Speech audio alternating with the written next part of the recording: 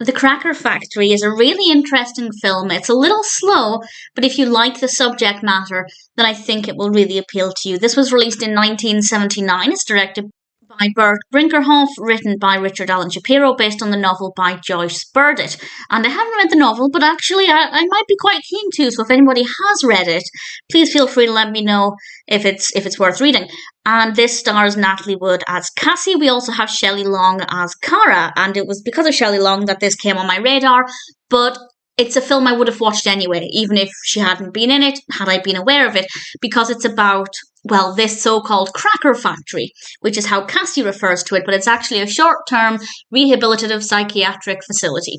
And basically it's a mental health facility, and Cassie goes there because she has mental health problems, including alcoholism, and it's all about her journey and those of the other people in the facility. We don't get to know that much about too many of the residents there. Cara is definitely an ally for Cassie at certain points. Cara is a very interesting character, and I think the performances are what make this a really good film. The performances across the board are brilliant. The characters are all very well written, interesting characters. The narrative, as I said, is quite slow. Cassie's journey, although interesting, takes a little while to get anywhere, but she starts to open up with her therapist and talk a little bit about things. And we have one scene in particular that I thought was very moving, but it's a spoiler, so I'll talk about that at the end. But I think it's also going to be a film that could help people, particularly if you can relate to Cassie in any way as she begins to realize things and look at her future and work out who she wants to be and who she is now.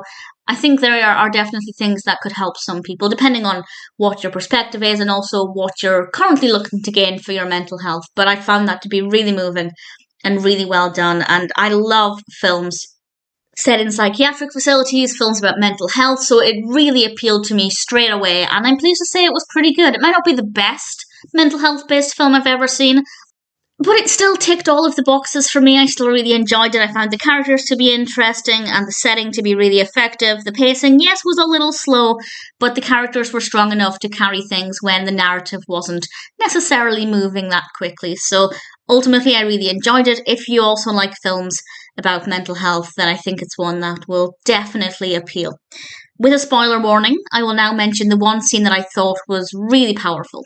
And it's quite a brief scene, but it's when Cassie goes home briefly and it's Christmas and her son is very concerned, and she has to tell him that she has alcoholism and that it is a disease, but that she's getting better.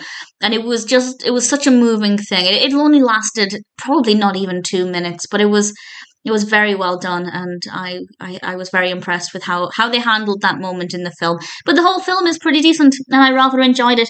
I'm glad Shelley Long gave me a reason to watch this. This is pre-Cheers Shelley Long as well, which is quite adorable, and I'm glad that I had a reason to watch it because, as I said, it's a film I would have watched anyway had I been aware of it, but I don't think I'd ever heard of it, so I'm glad I had an excuse. I rather enjoyed it. And if it sounds like it would appeal to you, then I think it's one that's definitely worth checking out.